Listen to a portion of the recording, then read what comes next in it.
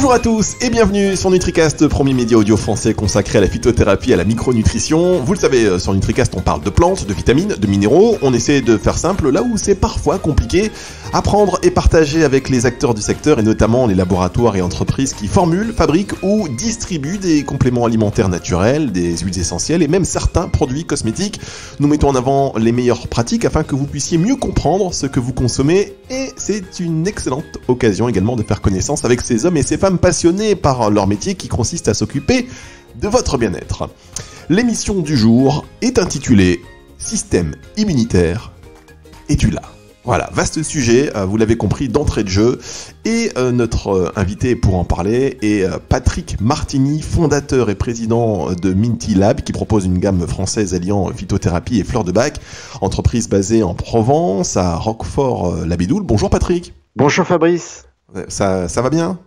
Oui, super, il fait beau et on est déconfiné, donc c'est super. C'est le bon moment pour parler du système immunitaire. Excellent moment. D'ailleurs, c'est toujours le bon moment pour parler du système immunitaire, à vrai dire. Alors, très heureux de vous avoir sur NutriCast. On a déjà parlé ensemble il y a quelques mois du microbiote. Vous êtes donc astrophysicien de formation, ingénieur. Vous avez travaillé dans la technologie avant de revenir vers vos premiers amours, donc les plantes. Et vous avez d'ailleurs fait l'école des plantes de Lyon, l'école de détoxination du Dr Morse. D'ailleurs, il faudrait qu'on en parle un jour parce que il est assez extraordinaire comme personnage.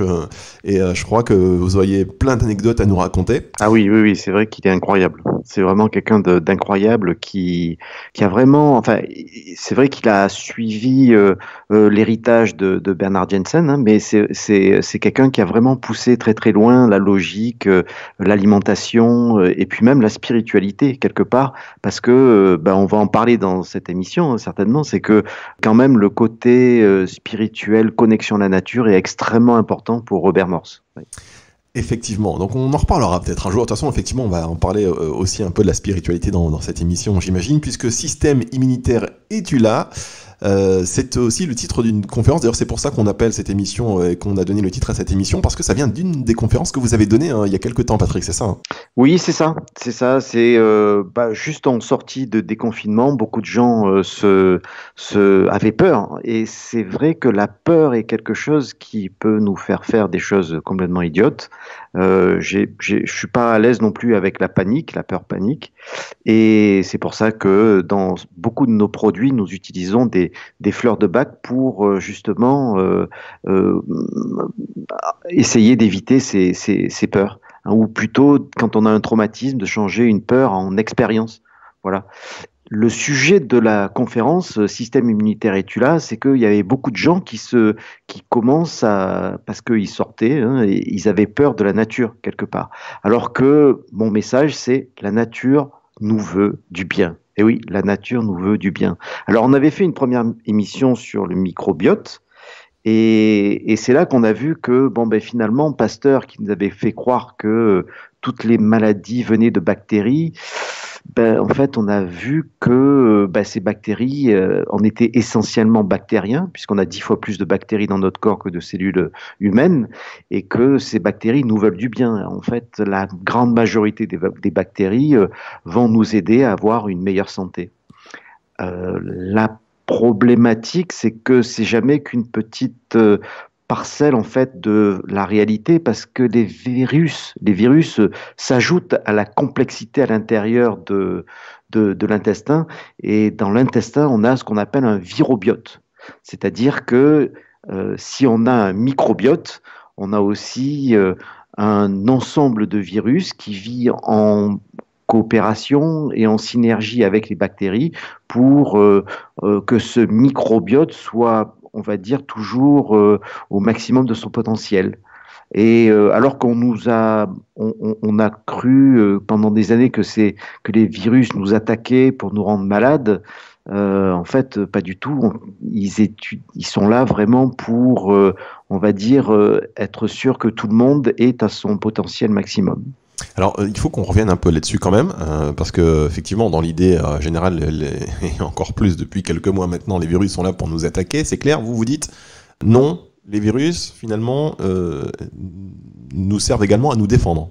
Oui, c'est ça, c'est-à-dire que c'est un petit peu réducteur, par rapport au travail que font les virus et à l'importance qu'ils ont dans notre corps, de dire que les virus sont mauvais. C'est comme de dire que les bactéries sont mauvais alors qu'on a 10 fois plus de bactéries dans notre corps que l'on a de cellules humaines. Il y a plus de 1000 fois de virus dans notre corps que de bactéries, et 10 fois plus de bactéries que de cellules. Donc c'est pour vous dire que c'est la synergie entre les virus, les bactéries et les cellules qui font que nous pouvons vivre. Vous voyez ce que je veux dire ? Oui, d'accord, effectivement. Donc, il y a les cellules, les bactéries et les virus. Et donc, c'est ce trio Magic Team, qui est la synergie en fait de ce trio qui nous permet de bien vivre si l'équilibre, j'imagine, est respecté, et si chacun fait son travail correctement. Exactement. C'est que le but d'un virus, quelque part, c'est que la nature aime pas vraiment les faibles.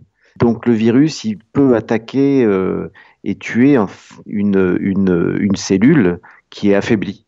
Elle va permettre la reproduction de ce virus, parce qu'un virus, ça c'est la grande question en fait. C'est la grande question, c'est est-ce qu'un virus est vivant ?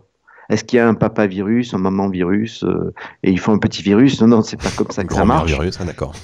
C'est le virus.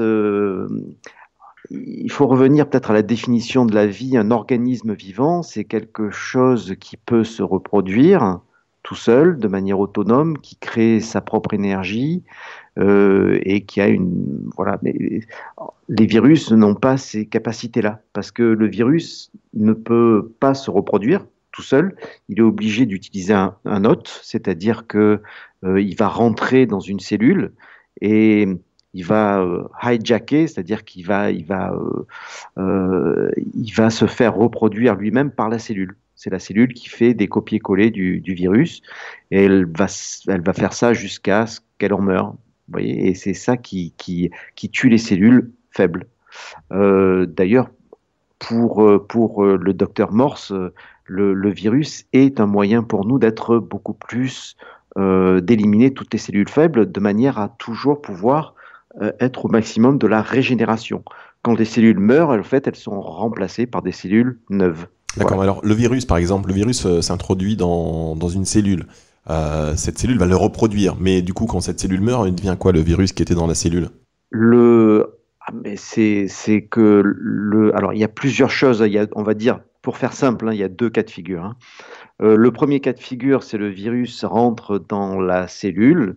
Alors il a différentes manières d'y rentrer, et la cellule va donc voir le petit, parce que un virus, il faut peut-être revenir là-dessus. Un virus, c'est une protéine, d'accord ? C'est une protéine avec un petit morceau d'ADN ou d'ARN, en fait. Donc, à partir du moment où ce virus, pour une raison X ou Y, va rentrer dans la cellule va voir ce petit morceau d'ADN comme quelque chose un programme qu'elle doit refaire. Donc, elle va reproduire et faire des photocopies de ce virus. Et les virus vont petit à petit sortir de la cellule, ou vont sortir en tellement gros nombre que ça va tuer la cellule, ça va la faire rentrer, elle va mourir.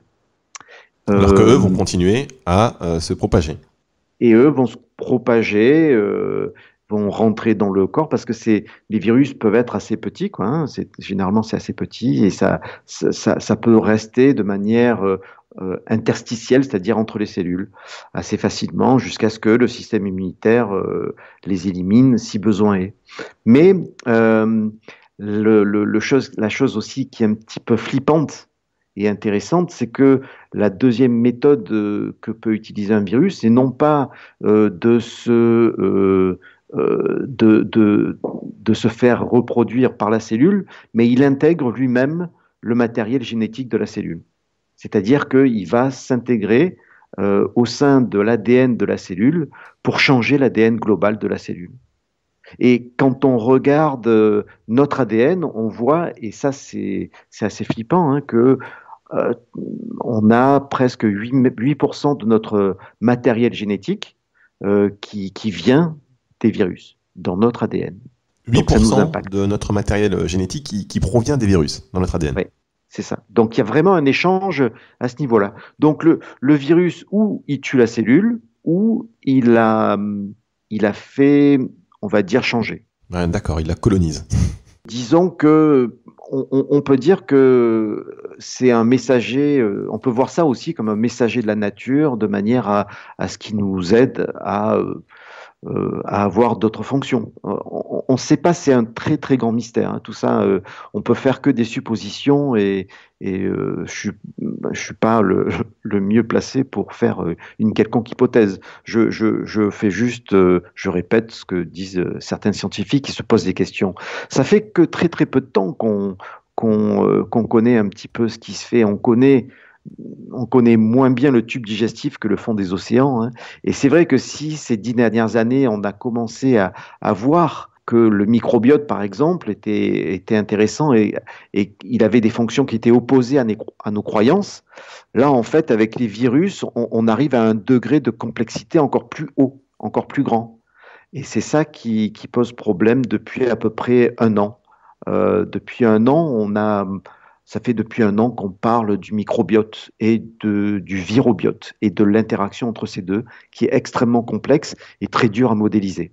C'est clair qu'on entend effectivement parler depuis un petit moment maintenant du microbiote, alors moins du virobiote, et puis oui, effectivement, tout ce qui est l'étude de l'infiniment petit, et plus précisément là concernant cette partie de l'être humain, elle est encore mystérieuse, hein, pour vous, pour moi, enfin même pour la communauté scientifique et les experts qui ne sont pas toujours d'accord sur l'interprétation à en faire.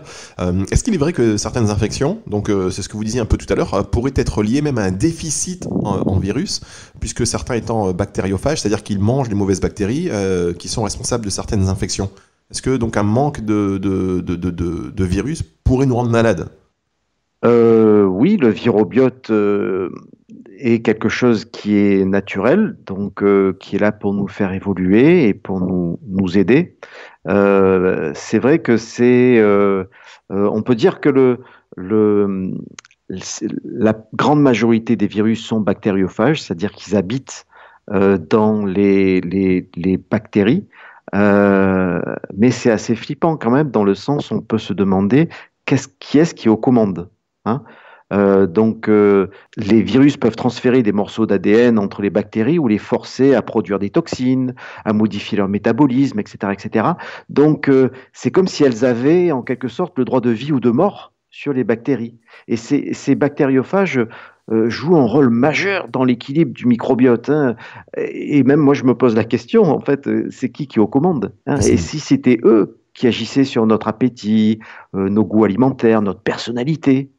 Euh, les scientifiques ignorent la provenance exacte des virus, on ne sait pas les tracer. Il y a de la viropaléontologie c'est une science nouvelle qui s'est montée parce qu'on ne comprend pas exactement d'où ça vient, parce qu'il n'y a pas de virus, on ne peut pas trouver de virus dans les fossiles. Le virus, c'est quelque chose d'extrêmement fragile qui disparaît. Donc, si on peut retrouver des bactéries, on ne trouve pas des virus dans les fossiles. Donc, par contre, on trouve des traces de virus dans les traces ADN de certains fossiles. Alors, attendez, on trouve des bactéries dans les fossiles, mais on ne trouve pas de virus dans les fossiles. Ok. Non. Par contre, on trouve des virus dans l'ADN du fossile. C'est ça. On trouve l'impact. C'est comme ça que on fait de la viropaléontologie, quoi. C'est-à-dire que on va trouver des séquences dans l'ADN de certaines bactéries ou de certains animaux, et on va voir que ça correspond à certains virus. Et c'est là qu'on voit l'impact du virus sur la cellule. D'accord, alors pour tous les parents qui nous écoutent et qui s'inquiètent peut-être quel est le métier que mon enfant va faire plus tard, parce que tel métier est en difficulté, parce que le secteur disparaît, voilà, il y a un nouveau secteur, poussez-le, car il pourra très certainement exercer une profession qui va devenir très à la mode dans quelques années, viro-paléontologue. C'est ça, Patrick.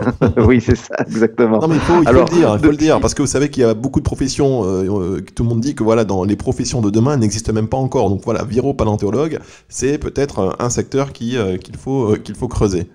Et c'est même au niveau de la santé, hein, depuis plusieurs années, on essaye d'utiliser des phages, hein, des bactériophages pour aider les gens qui sont infectés par une bactérie, par exemple. Et c'est des choses qui marchent, mais qu'on a du mal à stabiliser. D'accord, c'est ça. Donc vous dites qu'effectivement, depuis quelques années, on va utiliser donc ces virus qui mangent les bactéries pour lutter, effectivement, donc pour soigner des gens qui ont des infections.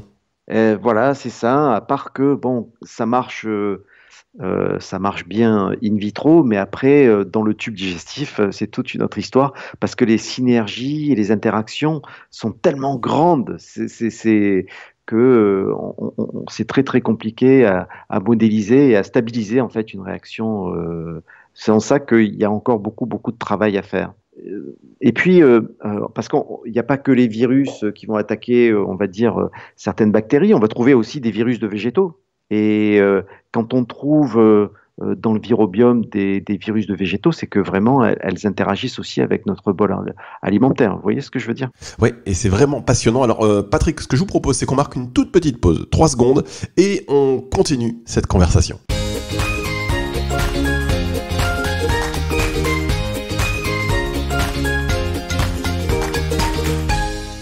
Patrick Martini est avec nous aujourd'hui du laboratoire Minty pour parler du système immunitaire. Système immunitaire, es-tu là? On a parlé du virobiote, on en parle d'ailleurs, de ses mystères, de ses complexités. Vous avez noté cette nouvelle profession viropaléontologue et là on parlait des virus maintenant chez les végétaux. Vous avez commencé à aller sur ce terrain, Patrick. Exactement, c'est que toutes les cellules vivantes sont quelque part contrôlées par des virus. Il reste quand même cette grande interrogation, est-ce que le virus est vivant ou pas? Quel est son impact sur la vie? Parce qu'il est énorme. Et comment il fait pour nous faire évoluer? Alors quand vous dites que le virus est vivant ou pas, il reste cette interrogation, est-ce que le virus est vivant ou pas? C'est-à-dire qu'aujourd'hui, on ne sait pas. On ne sait pas.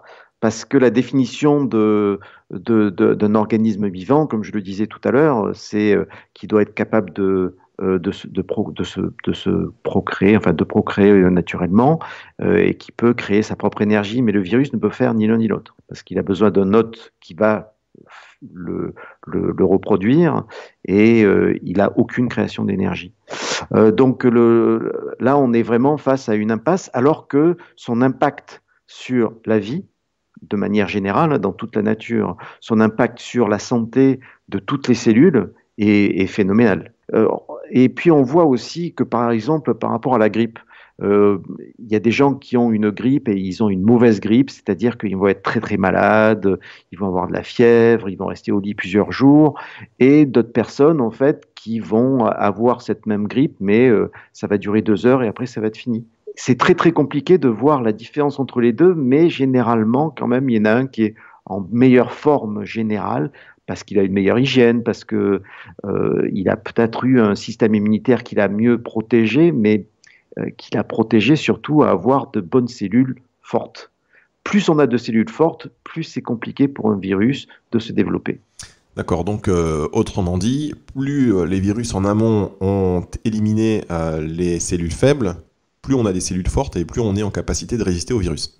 On peut dire ça comme ça, ou on peut dire aussi, plus on a meilleure est notre hygiène de vie, donc plus notre hygiène de vie est focalisée sur la régénération du corps, meilleur est notre système immunitaire et moins grande va être l'impact d'un virus qui va s'attaquer aux cellules faibles. D'accord, donc autrement dit, non, je plaisante. L'émission, elle fait 3 heures, donc autrement dit, donc ok, non. Non, mais donc, à la régénération, donc du coup, pour évacuer, pour éliminer les cellules faibles, et donc pour se remplir, on va dire, de bonnes cellules. De bonnes cellules, ok. C'est ça. Donc, oui, allez-y, alors, Patrick. Juste peut-être quelque chose qu'il faut bien avoir en tête, c'est que les bactéries, comme les virus, nous entourent et sont partout. On ne peut pas échapper à ça. En fait, dans un mètre cube qu'il y a autour de nous, hein, donc c'est un cube de 1 mètre, 1 mètre, 1 mètre de côté. Généralement, dans 1 mètre cube d'air autour de nous, il y a entre 1,7 et 40 millions de virus et entre 800 000 et 11 millions de bactéries. Ils sont vraiment tout autour de nous et on est en contact constant avec et les virus et les bactéries. Voilà, Patrick, donc ce que vous venez de dire pour tous les hypocondriaques, ça va soit les guérir, soit les tuer. C'est-à-dire que dans 1 mètre cube, tout autour de nous, il y a environ 1,7 million de virus et 11 millions de bactéries. Voilà, c'est costaud. Entre 1,7 et 40 millions de virus et entre 800 000 et 11 millions de bactéries. D'accord, donc là je m'adresse aux hypocondriaques. Ça veut dire que, puisque vous écoutez l'émission, puisque vous êtes là, puisque vous êtes vivant, ça veut dire que tout va bien. Exactement, c'est qu'il n'y a pas de raison d'avoir peur de quelque chose qui participe en fait à la vie et à la force de la vie elle-même. Oui, alors on va reparler du coup de cette régénération, mais je vais revenir sur une phrase que vous avez dit en début d'émission. La nature n'aime pas les faibles et on voit qu'on élimine. Alors, est-ce que, et là c'est plus peut-être un peu philosophique, 2 secondes, mais quand vous m'avez dit ça, ça m'a un petit peu, ça a fait résonance un petit peu. Je me suis dit, tiens, c'est vrai que est-ce que la faiblesse est permise aujourd'hui? Est-ce qu'on a le droit d'être faible? Et si oui, combien de temps? Et est-ce que ça nous rend plus fort à un moment donné ou est-ce que ça nous élimine, ça nous sort du jeu? Alors, ça dépend de la définition de ce qu'on donne à la faiblesse, parce que au niveau organique, on va dire, la faiblesse, c'est une cellule qui n'a pas les fonctions optimales, qui est un petit peu raplapla. Donc, au final, peut-être que l'individu est un petit peu raplapla, lymphatique, fiévreux, voilà. Mais donc, ça n'a rien à voir avec quelqu'un qui est faible parce que il sait pas soulever de la fonte, plus de. Non, Voilà. bien sûr, mais faiblesse morale, je parlais plus, vous savez, quand on a les forts, les faibles, faiblesse économique, faiblesse en tout, c'est une métaphore générale, une comparaison générale que je voulais faire par rapport à cette phrase. La nature n'aime pas les faibles, en général. Voilà, c'est vrai que la pitié, bon, c'est vrai qu'il vaut mieux être costaud et bien sur ses appuis, comme on dit. Oui, mais là aussi, ça dépend de beaucoup de choses, quoi. C'est-à-dire que, par exemple, en montagne, on voit très bien que bon, il y a des prédateurs. Par exemple, moi, dans mon village, il y a pas mal de meutes de loups, mais les loups, ils s'attaquent très rarement aux chamois qui sont en forme, hein. Un chamois qui est un petit peu malade, qui a une patte cassée, c'est lui qui va se faire bouffer. Hein, c'est rarement en fait un animal qui va être en forme. Mais en fait, c'est exactement la même chose dans notre corps au niveau cellulaire. C'est-à-dire que à partir du moment où quelque chose, une cellule va être, on va dire, va être faible, c'est-à-dire ne va pas avoir des fonctions optimales, pour le bien du corps, il vaut mieux qu'elle soit éliminée. D'accord, bon bah écoutez, merci pour pour ce partage de pensée. On va revenir, vous parliez tout à l'heure sur l'environnement de virus qui nous entoure, vous disiez qu'ils sont partout, et même la courgette a le rhume, vous dites. Oui, oui. Alors, c'est vrai que non, mais c'est une blague, hein, mais parce qu'elle n'a pas de nez. Mais c'est vrai que il y a des virus qui sont dans les végétaux, il y a des virus qui sont dans les animaux. D'ailleurs, c'est vrai que on a vu ça avec le coronavirus. A priori, ça vient d'une chauve-souris, il y a des échanges. On a vu ça avec la grippe aviaire, la grippe porcine. Il y a des échanges qui peuvent se faire avec des animaux. Alors, attention avec cette histoire de chauve-souris quand même, Patrick. Attention, Oui. parce qu'il y avait un laboratoire pas très loin de la chauve-souris, il paraît. Oui, oui, oui, c'est vrai, c'est vrai. Mais il n'empêche que c'est vrai que les virus peuvent passer. Ils ont des techniques qui peuvent s'appliquer à l'humain, alors qu'elles sont elles ont plutôt tendance, ces virus ont plutôt tendance à se développer chez les animaux. Le passage d'un virus d'un animal à un être humain peut vraiment créer des dommages importants. Parce que si le virus est là pour améliorer la vie de cet animal, et on le voit avec certains virus qui sont assez communs chez des animaux sans que ça fasse des dommages particuliers. Quand ça passe chez l'humain, ça peut être catastrophique. Il vaut mieux. Alors, c'est vrai que ce virus-là, on peut l'attraper au travers de la consommation, par exemple, de ces animaux ou la proximité avec ces animaux. Le passage d'un virus, le virus de la courgette ou du poireau à l'humain est quand même beaucoup plus compliqué parce que c'est pas du tout les mêmes organismes et donc c'est pour ça que moi je préfère être un petit peu plus végétarien que carnassier, quoi. Oui, d'ailleurs, ouais, effectivement, c'est ce qu'on note, hein, de plus en plus, cette tendance à réduire la consommation de viande pour des raisons de santé. Et même les carnivores les plus convaincus commencent à essayer de réduire un petit peu cette consommation, surtout pour la qualité, en fait, de ce qu'on mange. C'est ça, la qualité est extrêmement importante parce que on parle de la chauve-souris. C'est vrai que la chauve-souris est un réservoir incroyable de virus parce que les chauves-souris vivent dans des endroits très confinés à des dizaines de milliers d'exemplaires, donc elles se passent beaucoup les virus, mais quelque part c'est un petit peu la même chose avec un élevage bovin ou porcin où il y a des centaines de milliers d'individus qui sont parqués et donc là les virus se propagent de manière très très facile.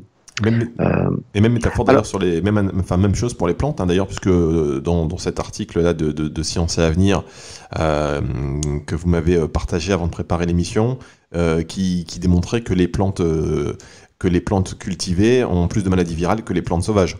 Oui, c'est ça. Et on voit aujourd'hui avec le développement de la permaculture qu'il y a un équilibre à retrouver. Hein, quand on jardine, on sait très bien que le poireau aime la fraise. Alors c'est une blague, mais c'est pas vraiment une blague, c'est que ces deux végétaux se protègent l'un l'autre. Vous voyez? Et ça. Et dans la permaculture, on va utiliser et espacer, mais aussi utiliser des espèces amies qui vont se protéger les uns les autres.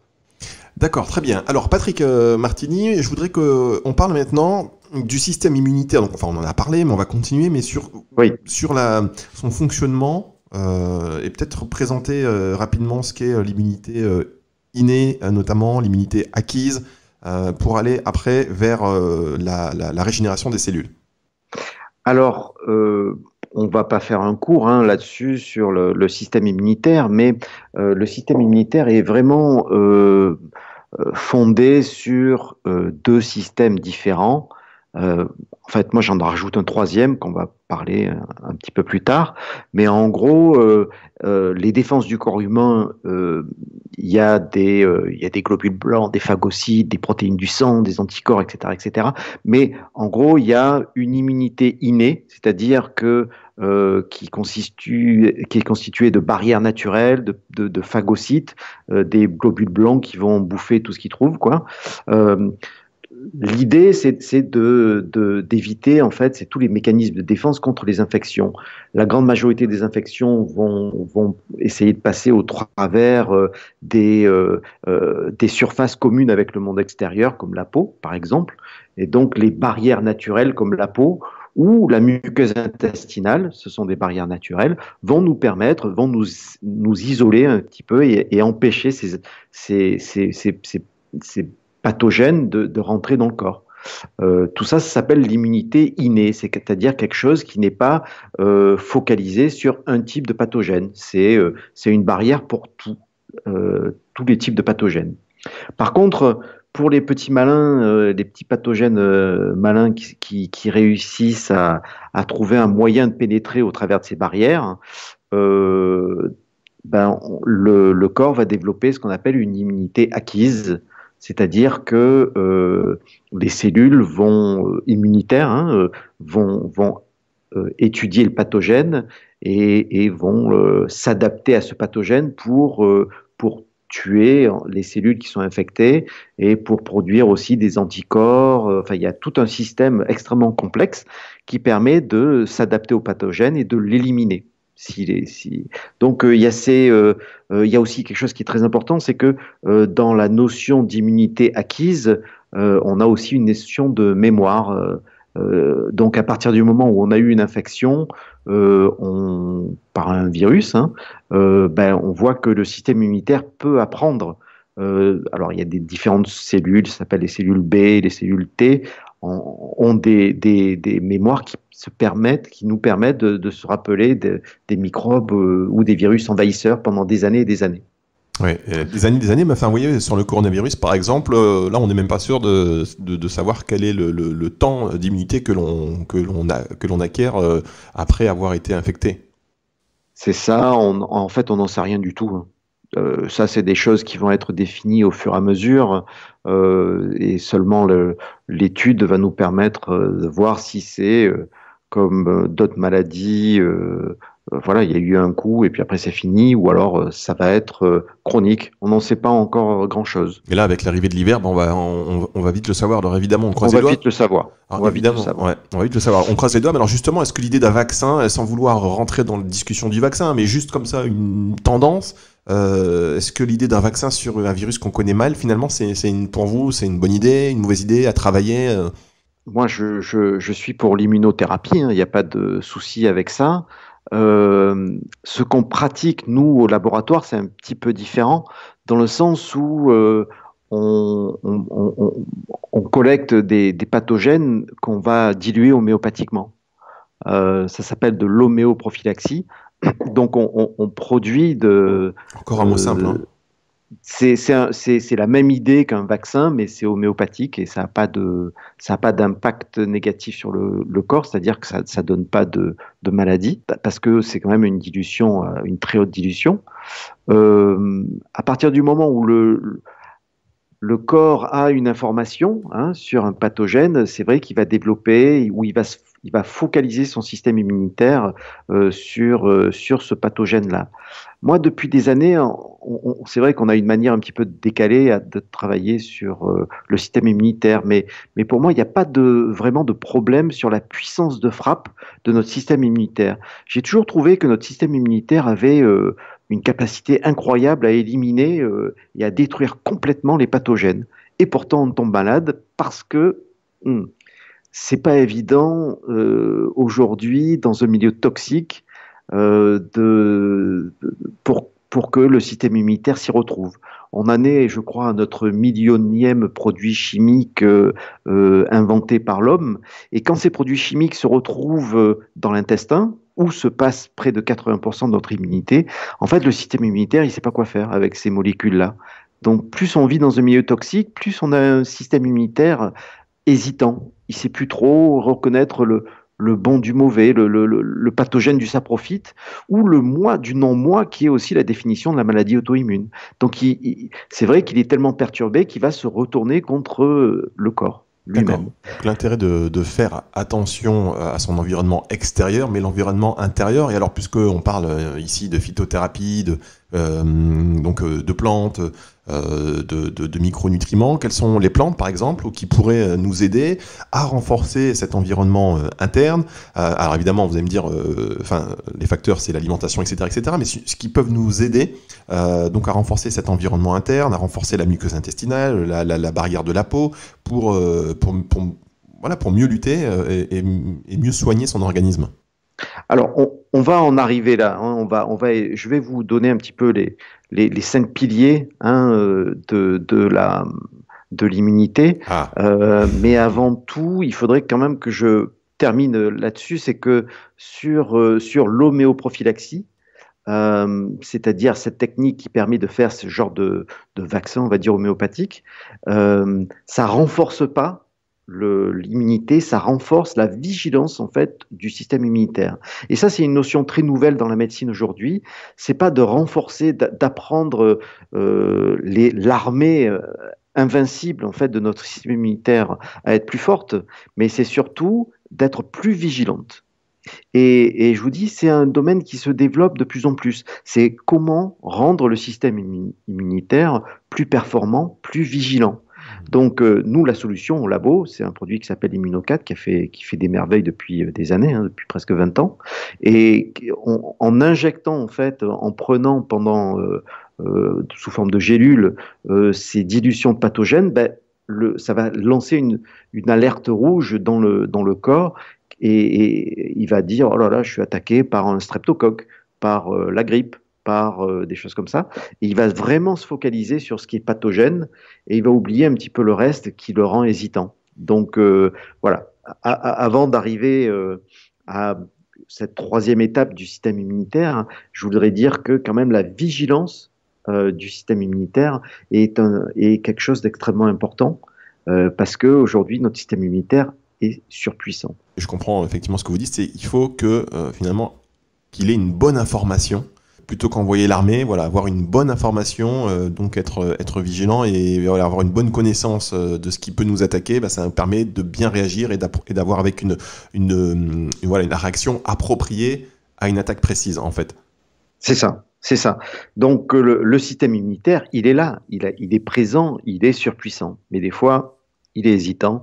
Donc ce qu'on fait au labo, c'est quelque chose qui n'aurait pas de sens il y a 100 ans, parce qu'on n'avait pas l'environnement toxique qui diminue en fait les fonctions immunitaires aujourd'hui. Donc cette notion de vigilance, elle est importante. Il y a une nouvelle notion aussi, il y a une nouvelle étape du système immunitaire qui s'appelle l'autophagie et qui n'est pas très très connue, c'est-à-dire que à certaines périodes de la vie ou dans un certain environnement, le système immunitaire il va déployer des forces incroyables pour nettoyer dans le corps tout ce qui sert à rien. Donc l'autophagie, ça veut dire se manger soi-même, en gros. Hein. Et c'est quelque chose qui va être stimulé, par exemple, quand on fait un jeûne et que le corps n'a plus d'apport via l'alimentation, via la nourriture, eh bien, il va recycler tout ce qui sert à rien. Donc des cellules des cellules cancérigènes, par exemple, ou des cellules qui sont affaiblies, ou les virus, les bactéries, les choses comme ça qui ne servent à rien. Alors là, il va les phagocyter et les réutiliser pour l'utiliser comme source d'énergie. Et ça, c'est quelque chose qui est extrêmement intéressant au niveau de la santé, parce que quelque part, c'est depuis récemment qu'on mange 2-3 repas par jour. Quelque part, je sais pas, les hommes des cavernes, ils mangeaient pas tous les jours, ils mangeaient plusieurs fois par semaine, ou même les soldats romains, s'ils mangeaient une fois par jour, c'était le maximum. Donc c'est depuis peu de temps qu'on est face à on va dire une nourriture qui est partout et en quantité énorme, importante. Donc il y a beaucoup de gens dans les pays occidentalisés qui mangent sans arrêt, quoi. Et donc l'autophagie, c'est-à-dire cet état du système immunitaire, n'est plus du tout activé parce qu'on n'a pas de période de jeûne. Alors il y a cette méthode ou cette mode actuelle, mais c'est pas vraiment une mode, c'est vraiment un outil de santé qui est le jeûne intermittent, qui permet justement, au travers d'une période de jeûne de 16 heures, de stimuler l'autophagie dans le corps et l'élimination par le système immunitaire de cellules, de bactéries ou de virus qui ne nous servent à rien. D'accord. Et d'ailleurs, dans certaines philosophies, voilà, il faut manger 2 fois dans la journée, comme vous le disiez. Enfin là, on mange 3 fois depuis un certain temps. Ce sont des habitudes. Effectivement, on pourrait les contester. Mais dans certaines philosophies, justement ayurvédiques, il faut manger à 10h du matin et 19h le soir. C'est tout. Voilà, c'est ça. Et c'est là. On peut trouver ça dans le jeûne intermittent, c'est-à-dire où le plus à la mode, c'est le 16-8, c'est-à-dire que vous avez 8 heures de plage horaire alimentaire où vous pouvez vous nourrir et 16 heures de jeûne. Où là, alors on va essayer de mettre la nuit à l'intérieur dans les 16 heures, mais donc ça veut dire que, par exemple, on mange à 13 heures, entre 13 heures et 21 heures. Et en dehors de cette plage horaire-là, on ne mange rien. Alors vous parlez de dormir, mais on retrouve aussi dans ces jeûnes l'importance de l'activité et de ne pas rester affalé et puis végéter en attendant que ça se passe. Moi, j'encadre aussi des jeûnes un petit peu plus longs. Je prépare les gens à des jeûnes de 3 jours, des petits jeûnes comme ça qui sont vraiment intéressants pour aller taper dans la graisse. Et c'est vrai que dans ces jeunes-là, on reste très actif, hein.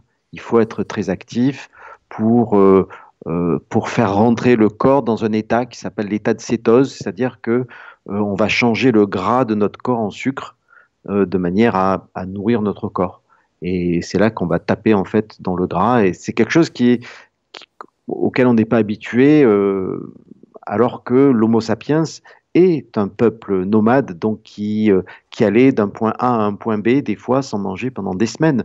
Donc on a cette capacité de stocker les sucres, de les changer en graisse et de les réutiliser pour nous nourrir et continuer à avancer sur le chemin en quête de nourriture.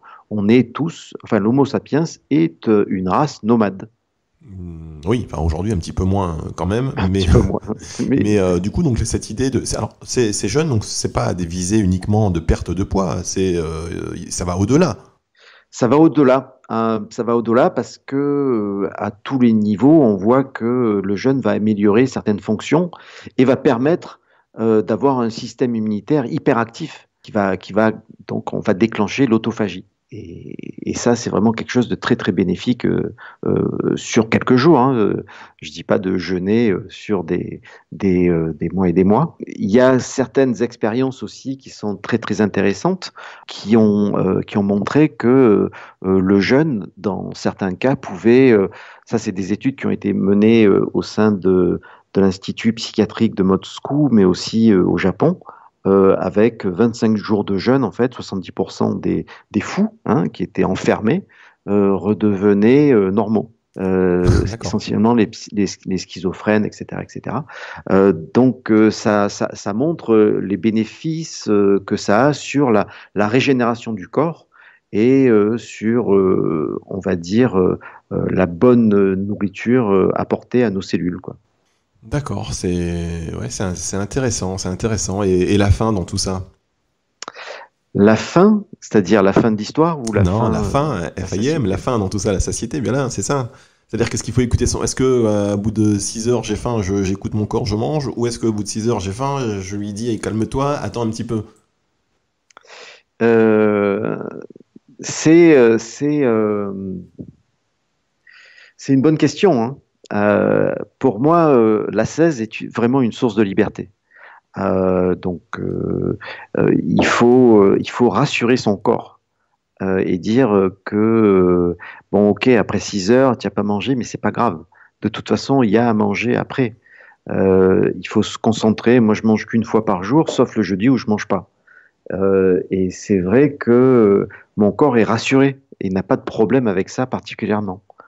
Euh, donc c'est vraiment un problème de confiance et de contrôle et d'éviter de développer ces peurs de ne pas avoir assez. Ouais, La 16 est vraiment quelque chose qui apporte de la liberté. ça aussi, ça dépend aussi de l'environnement, parce que c'est beaucoup plus facile, enfin c'est beaucoup plus facile, c'est moins difficile d'expérimenter ou d'adopter ce genre de pratique quand on est dans des groupes qui le font aussi, quand on n'est pas seul, parce que quand vous êtes en famille, par exemple, avec les enfants et puis votre conjoint ou votre conjointe, c'est sûr que quand tout le monde dit à table et vous dites bah non, serre-moi un verre d'eau, ou bah non, je vais me servir un verre d'eau, ou c'est compliqué hein, d'entamer cela si l'environnement, on va dire, ne nous accompagne pas.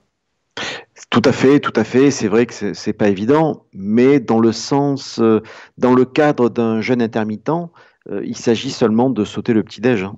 Donc c'est pas non plus Oui, c'est pas quelque dingue. chose qui est pas, voilà, c'est quelque chose qui est faisable. Alors Patrick, on a vu avec vous les 3 phases du système immunitaire, l'inné, on a parlé du système immunitaire acquis, on a aussi parlé un instant là d'autophagie, et dans un tout petit instant, vous allez nous révéler, Patrick, les 5 piliers incontournables pour avoir un bon système immunitaire.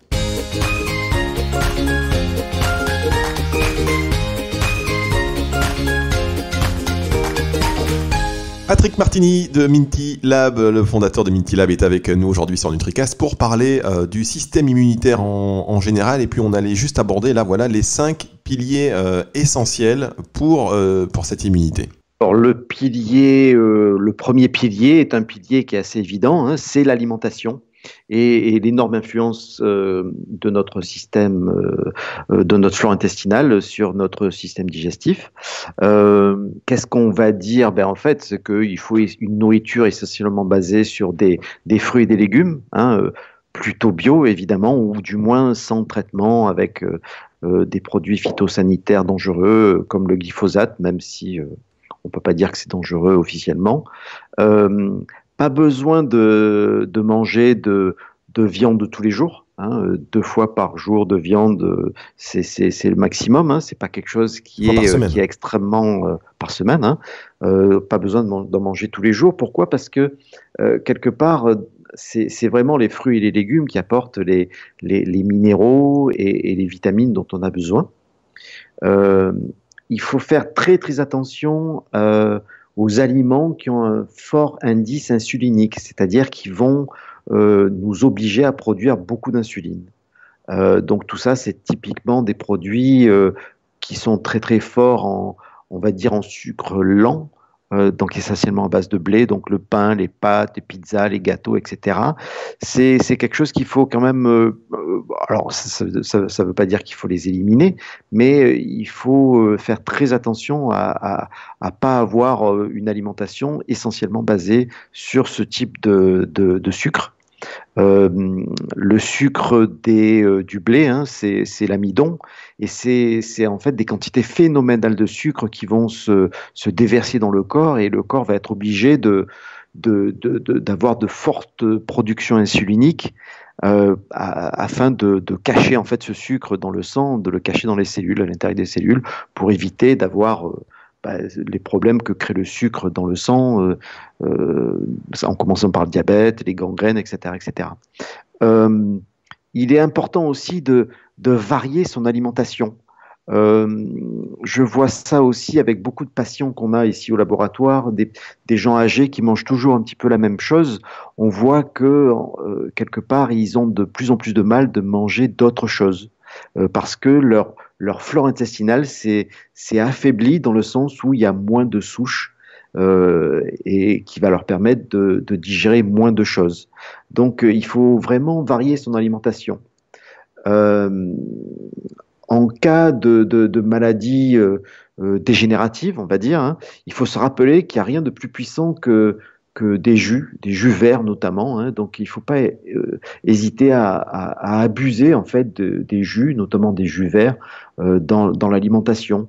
Le jus de base, c'est quand même carotte, pomme, gingembre. C'est vraiment le jus de base de santé pour retrouver, on va dire, toutes les vitamines et les minéraux dont on a besoin. Donc, pas hésiter dans l'alimentation saine à rajouter des plantes comme le gingembre, le curcuma, l'ail, qui est une très très bonne source de soufre. Le zinc, hein, c'est important. On va le trouver dans les fruits de mer, les foies d'animaux, mais aussi dans le pain sec, le cacao ou les noix de cajou. L'oméga 3 aussi, les oméga 3, surtout les acides gras, on va trouver dans les poissons gras, les huiles de poisson.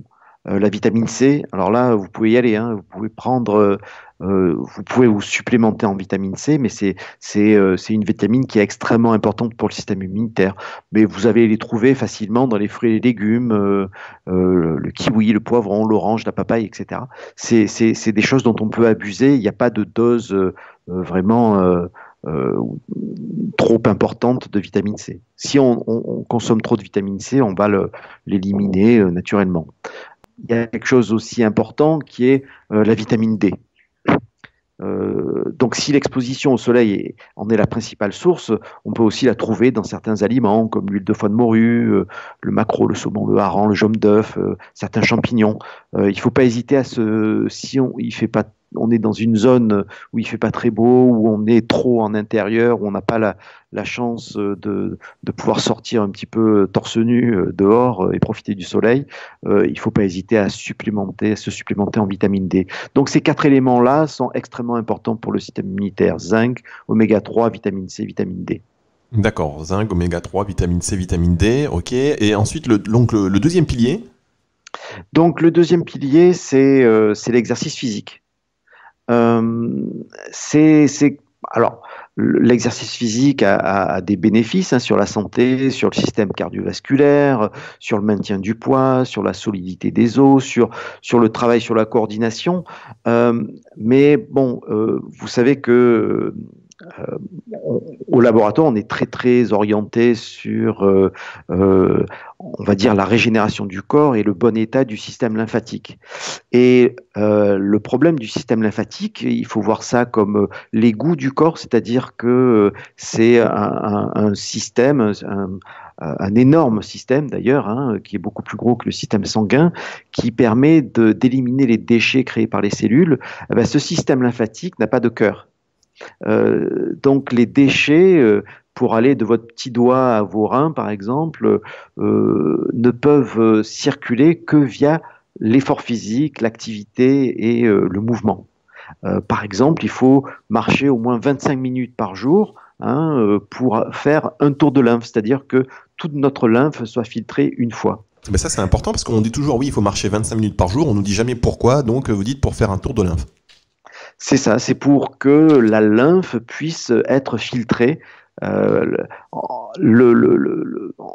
système lymphatique marche uniquement sur ce qu'on appelle le péristaltisme, c'est-à-dire l'avancée des déchets au travers de contractions de muscles qui font avancer petit à petit les déchets là où ils seront éliminés. D'accord. Est-ce que c'est pareil pour la musculation ou il faut bouger, être en mouvement et faire des kilomètres, ou est-ce que quelqu'un qui fait de l'exercice physique à la maison, par exemple, c'est pareil? Alors c'est tout à fait pareil. Tant que alors le mieux c'est une marche forcée pendant 25 minutes. Après la musculation, c'est des choses qui vont être intéressantes pour on va dire et c'est important pour le mental, pour les hormones de croissance, pour les endorphines, les hormones euphorisantes qui vont empêcher de ressentir la douleur. Donc c'est aussi intéressant de faire un exercice continu pour que notre cerveau libère ses endorphines. Et ça va nous donner aussi davantage confiance en soi, on va avoir aussi une meilleure concentration, on va être plus résilient en situation de stress. Et puis, et c'est le cas pour vous, Fabrice, comme pour moi, ou certainement comme tous les auditeurs, on dégage aussi beaucoup plus de charme. Ouais, la première chose. Il faut que je fasse vraiment plus de musculation, par contre. Alors, donc, ce pilier numéro 2, il est vraiment très très important. L'importance numéro 1, c'est vraiment la circulation lymphatique. C'est être sûr qu'on élimine les déchets, parce qu'on ne peut pas éliminer nos déchets si on ne bouge pas. D'ailleurs, quelqu'un qui ne bouge pas, on dit de lui qu'il est lymphatique. Exact, d'accord. Troisième pilier ? Le troisième pilier, en fait, c'est un pilier aussi qui est important, qui est à la source de notre régénération, c'est le sommeil. Ah bah oui. Le sommeil apporte évidemment une meilleure santé globale, un système immunitaire qui est fort, mais le corps ne se répare quand vous dormez. Donc c'est important de dormir pour forcer la régénération. Ça améliore évidemment l'apparence du corps, des yeux, de la peau, et ça donne une meilleure énergie durant la journée. Donc ça, sans sommeil, on peut rien faire. Alors il faut, pour les gens qui ont des problèmes d'insomnie, alors il y a plein de choses qu'on peut faire. J'utilise je donne à mes patients des séances par exemple de yoga nidra, des choses qui permettent de déconnecter tous les muscles et d'éliminer toutes les tensions musculaires qui vont peut-être contrer l'endormissement. Il y a plein de choses, mais à partir du moment où on a une alimentation saine, alors plutôt légère quand même le soir, de manière à pas gêner cet endormissement. Il faut qu'on ait un bon sommeil. Quelqu'un qui fait des insomnies, c'est quelqu'un qui ne se régénère pas correctement. D'accord, et peut-être à chercher aussi l'origine de ça dans l'alimentation avant d'aller se coucher, c'est qui joue un rôle primordial, comme vous l'avez dit tout à l'heure. Le quatrième pilier ? Alors, le quatrième pilier, c'est pas, on va dire que c'est quelque chose qui est relativement récent, c'est la gestion du stress. Le stress est quelque chose qui qui va... la réaction hormonale de stress doit être mieux comprise. C'est vraiment une réaction hormonale, c'est pas une création de l'esprit. C'est quelque chose qui est vraiment fait pour nous aider à faire face à une situation de vie ou de mort. Mais aujourd'hui, dans l'ambiance toxique actuelle, hein, on va dire, hein, on a du mal on fait un amalgame entre une situation de vie ou de mort et le fait d'être bloqué dans un embouteillage et ce qui va nous mettre en retard sur un rendez-vous. On n'a pas de situation de vie ou de mort. La réaction hormonale de stress n'apporte pas plus d'énergie. Elle va couper certains processus énergétivores pour nous donner plus d'énergie. Donc, elle va arrêter la digestion, elle va arrêter le système immunitaire, hein, parce que ça sert à rien de lutter contre la grippe si on n'est poursuivi pas en lion. Hein. Il y a des priorités à gérer hein, pour cette gestion de stress, la réaction hormonale de stress. Ça va arrêter l'ovulation chez les femmes, ça rend plus bête hein, le stress. Et du coup, c'est des choses qui vont contrer le bon état du système immunitaire. D'accord ? Le stress rend plus bête, ça c'est une grande vérité. Oui. Donc, j'engage tout. Alors, j'ai fait une vidéo qui est assez sympa sur YouTube sur le stress, hein, qui est un petit peu longue, un petit peu technique, mais on comprend bien que il faut pas parler de stress, il faut parler de réaction hormonale du stress. C'est une réaction de survie. Alors, c'est bien 10-15 minutes, hein, des fois, hein, même des fois pour nous donner un petit coup de boost. Hein, c'est très, très bien 10-15 minutes.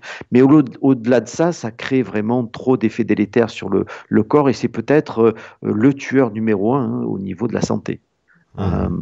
Donc c'est très important de mieux contrôler son stress. Alors au niveau du labo, on utilise effectivement toutes les techniques de respiration, des choses comme ça. Il y a énormément de techniques et on a aussi développé un des rares régulateurs de stress du marché qui s'appelle le Z-Stress. Qui est trouvé un petit peu partout en magasin bio, en pharmacie. Le Z-Stress. Oui. Et ça veut dire zéro stress, hein, en gros. Et c'est intéressant d'utiliser aussi les plantes amies. Il y a vraiment énormément de plantes qui vont aider à mieux gérer son stress. Le problème du stress, c'est qu'il a des symptômes au niveau du corps qui sont très très différents. Ça peut être un problème rénal, un problème intestinal, un problème, une anorexie, une boulimie, il y a une insomnie. Donc c'est très important d'utiliser certaines plantes qui sont adaptées aussi aux symptômes, ou alors utiliser un régulateur comme le Z-Stress. Alors justement, dans le Z-Stress, donc le zéro stress, il y a quoi dedans ? Vous allez trouver des minéraux ou des plantes qui vont calmer, hein, type le magnésium va calmer. Vous allez trouver des plantes qui vont un petit peu exciter, hein, comme le bacopa ou le curcuma. Et puis, vous allez trouver aussi des adaptogènes comme la rhodiola qui va permettre en fait ou d'appuyer sur le frein ou d'appuyer sur l'accélérateur. Hein, et d'utiliser ces deux côtés. Hein, c'est le côté régulation, ça veut dire qu'on va jouer, on va mimer le système sympathique, parasympathique en donnant un petit coup d'accélérateur ou en donnant un petit coup de frein. D'accord. Donc et on a aussi une petite couche de fleurs de bac pour être beaucoup plus résilient. La résilience, c'est quelque chose qui est important au niveau du laboratoire parce que la santé dépend de la capacité de nos corps à absorber les chocs. Parce que la vie est ce qu'elle est et on aura toujours au cours de notre vie des chocs. Mais ces chocs peuvent créer vraiment des maladies chroniques importantes jusqu'au cancer, ou si on arrive mieux à les absorber, elle peut être absorbée et ne pas créer une maladie chronique dégénérative.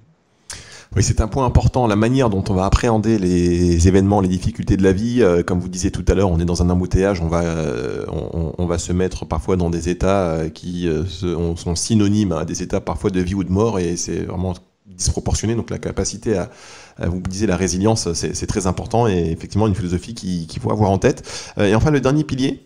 C'est là que c'est un pilier plus spirituel, c'est vraiment la joie inconditionnelle. La joie inconditionnelle, Patrick. C'est-à-dire qu'il faut être heureux sans aucune raison nécessaire. Et Voltaire disait, j'ai décidé d'être heureux parce que c'est bon pour la santé. Et c'est cet état de joie, c'est un état qu'on décide le matin en se levant, va mettre le corps dans un état hormonal vraiment favorable à une bonne régénération du corps et à un bon état du système immunitaire. C'est quelque chose qui est éminemment spirituel, qu'il ne faut pas minimiser. Le fait de se sentir heureux, connecté aussi à la nature. Il ne faut plus avoir peur de sortir, hein. C'est bon, on peut aller dans les parcs, on peut sortir, respirer au grand air, enlever le masque, hein, quand on est en forêt. Il n'y a pas de raison d'avoir un masque quand on est entouré par les arbres. Il faut vraiment s'oxygéner et être heureux, retrouver cette connexion avec la nature. Ouais, vous avez raison, et c'est aussi, ça commence, donc, vous le disiez tout à l'heure, dès qu'on se lève le matin, parce que parfois on se lève, on est un peu ronchon, là, non, il faut se forcer, il faut se faire un peu violence et sortir du lit avec la pêche, et puis au moins le sourire, en se disant, voilà, on va attaquer cette journée et la mordre à pleines dents, plutôt que de sortir un petit peu à contre-cœur. C'est ça, on va accueillir tous les présents que va nous apporter cette journée, et c'est vrai que ça peut être des choses tout à fait futiles. Je vais vous donner un exemple. Je suis allé faire un pique-nique dans un parc avant-hier soir, et en fait, on s'est un petit peu attardé. Il a fallu revenir de nuit pour traverser le parc, et il y a eu toute une symphonie d'oiseaux qui chantaient la nuit. C'était incroyable. C'est quelque chose, il faut être connecté à la nature et profiter de ces moments magiques et se dire qu'on est tellement heureux et on est tellement content d'être sur cette terre. Eh bien, écoutez, je pouvais pas rêver mieux pour terminer cette émission aujourd'hui avec vous, Patrick Martini. Merci beaucoup, Patrick Martini, donc fondateur et président du laboratoire, de Minty Laboratoire, Minty Labs. Écoutez, on est très contents. Merci beaucoup d'avoir pris le temps de partager avec nous toutes ces choses aujourd'hui au sujet de l'immunité et au-delà. Ça, voilà, c'est très enrichissant. Je vous souhaite plein de bonheur et je vous dis à très bientôt, Patrick Martini. À très très bientôt, Fabrice.